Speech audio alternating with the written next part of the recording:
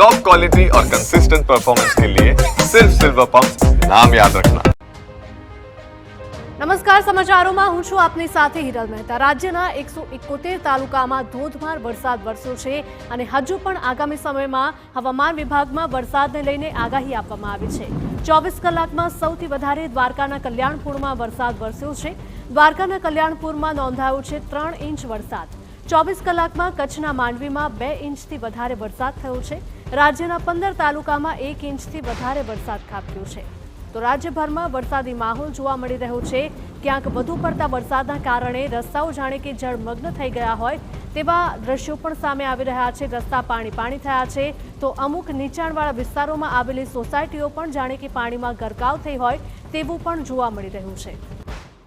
તો સમગ્ર જગ્યાએ પાણી ભરાઈ જવાથી વાહન ચાલકો પણ અટવાય છે અને વાહન ચાલકોના વાહનો પણ બંધ થઈ જતા હોય તેવી ઘટનાઓ અવારનવાર સામે આવી રહી છે।